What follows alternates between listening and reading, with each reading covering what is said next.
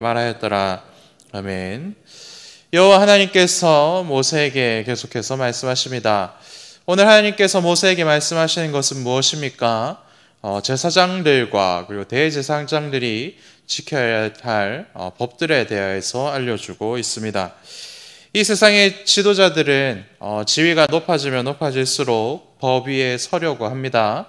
그리고 이 땅의 백성들도 출세한 사람들이 법 위에서 군림하는 것 어느 정도는 인정해 주려고 하는 것이 그런 마음들이 우리들에게는 있지요.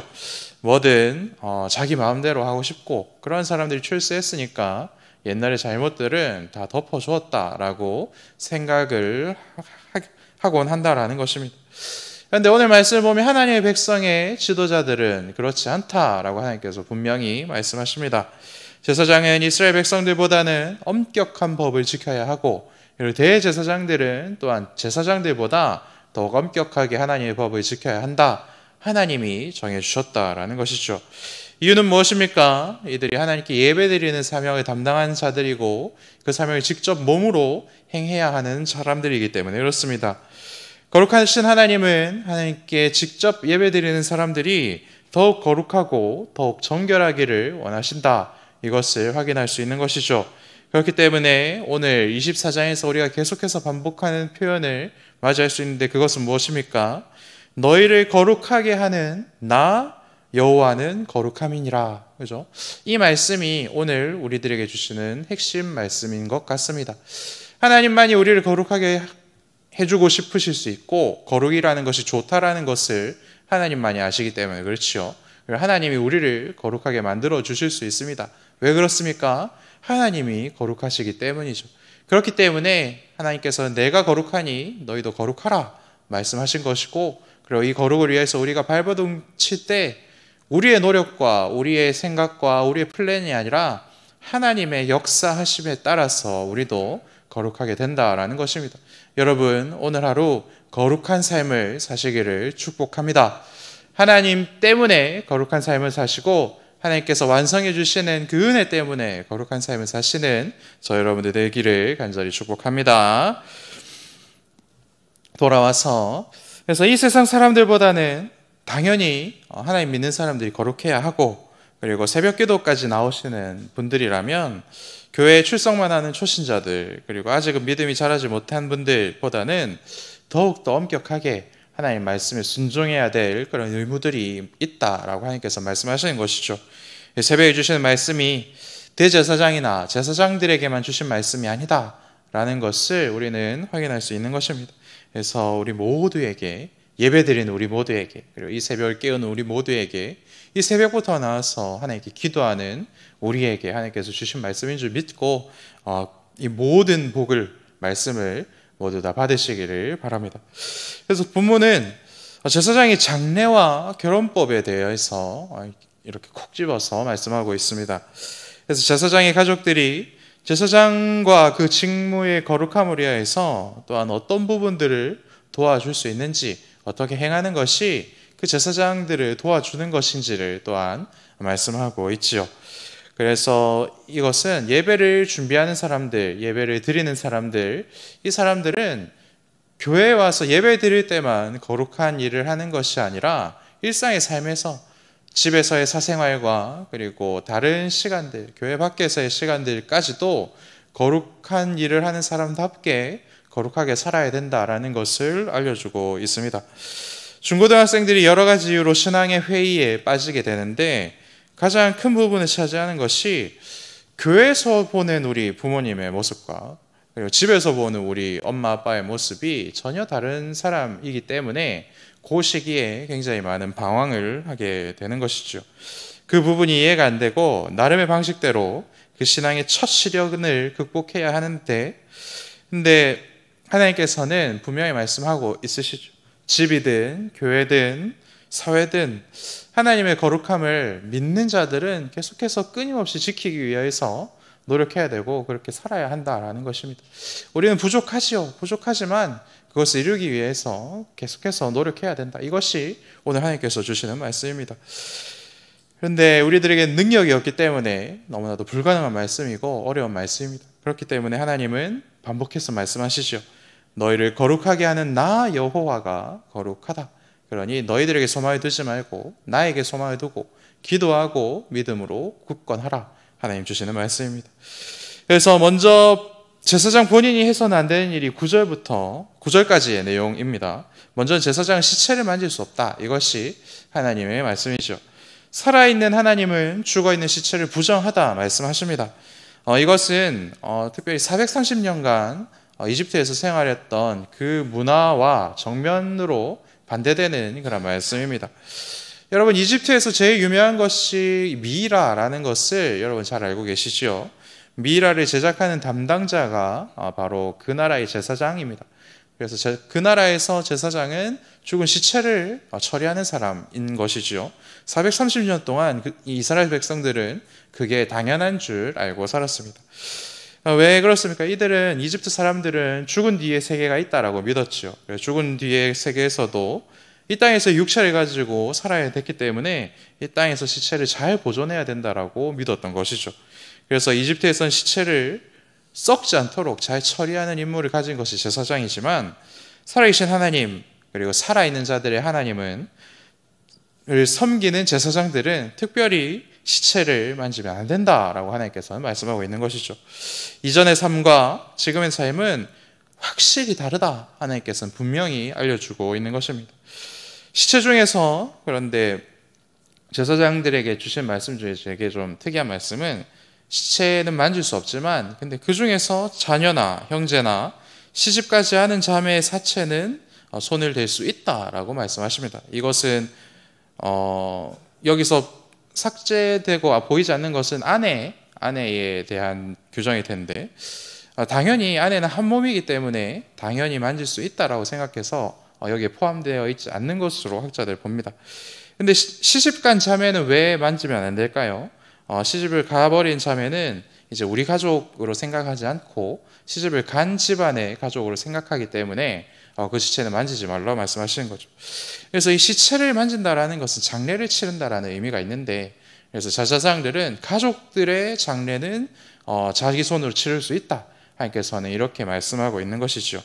하지만 이외의 경우, 가족 이외의 경우에는 백성들이 지도자이기 때문에 시체를 만져서 자신의 손을 부정하게 만들지 말라 하나님께서 말씀하고 있습니다.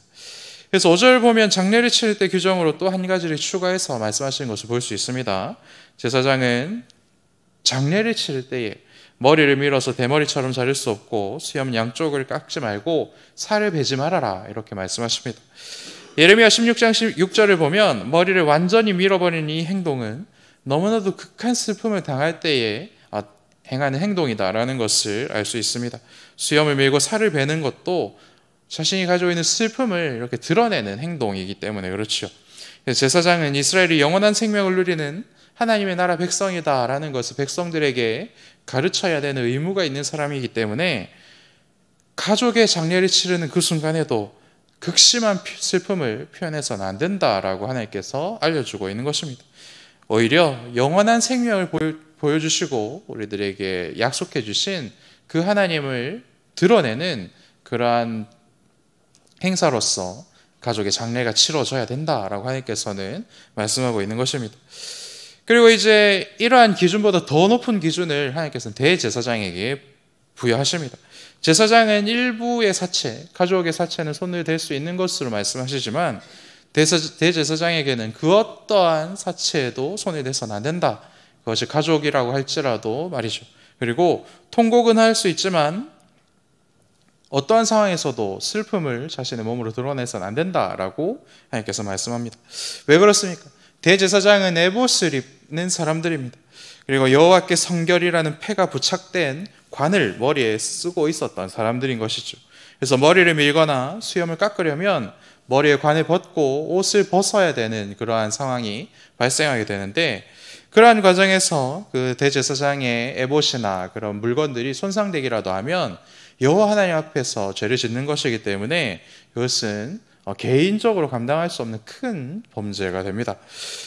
그렇기도 하고 또 대제사장은 온 백성의 죄를 속죄하는 임무를 맡은 사람이죠. 그래서 더욱더 엄격히 더욱더 조심해서 하나님을 섬겨야 되고, 그리고 그런 개인적인 슬픔 앞에서도 하나님 앞에서 그런 직무를 감당하는 일에 더욱더 충실해야 된다 말씀하십니다.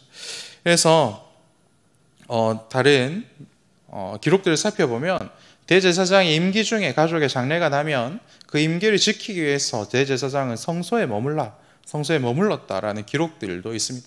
그래서 가족들의 장례도 치르지 못하는 그러한 임무를 맡은 사람들이 대제사장이다라고 하나님께서 분명히 밝히고 있는 것이죠. 이러한 전통들을 우리는 우리 믿는 자들의 장례식장에서 우리는 잘 드러내고 있습니다.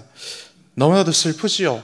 헤어지고 이별하는 그 슬픔과 아픔을 누구도 이해해 줄 수 없습니다. 그렇지만 어제 우리 입관 예배 때 김윤수 목사님께서 말씀해 주신 대로, 하지만 아들을 먼저 보내신 그 아버지 하나님께서 그 같은 슬픔과 같은 고통을 미리 알고 계신 그 아버지 하나님께서 유일하게 우리들을 위로해 주실 수 있는 분이고 영원한 생명의 소망을 주실 수 있는 분이기 때문에 우리는 그 장례식장에서 슬프지만 더욱더 큰 위로를 받을 수 있고, 그리고 아쉽지만 영원한 생명 주신 하나님을 소망할 수 있는 축제의 자리로 만들 수가 있는 것이지요.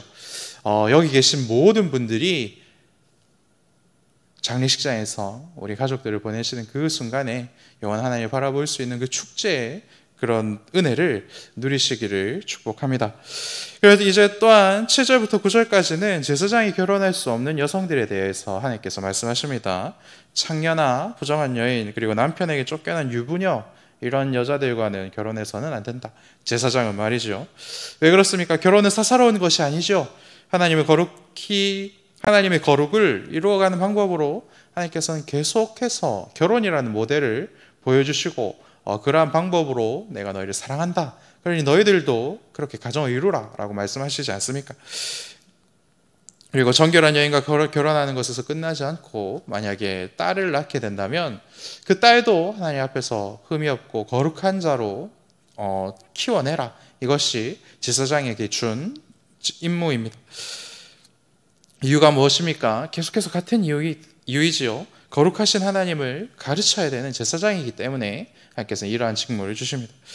그러면 이제 더 엄격한 대제사장에게 주시는 규칙은 무엇입니까? 과부와는 결혼할 수 없고 반드시 처녀와 결혼해야 된다. 이것이 하나님께서 대제사장에게 주시는 말씀입니다. 구약 성경에서는 대제사장의 혼인이 문제가 된 경우를 볼 수 없습니다. 하나님께서 주신 말씀대로 다 지켜 행한 것이지요.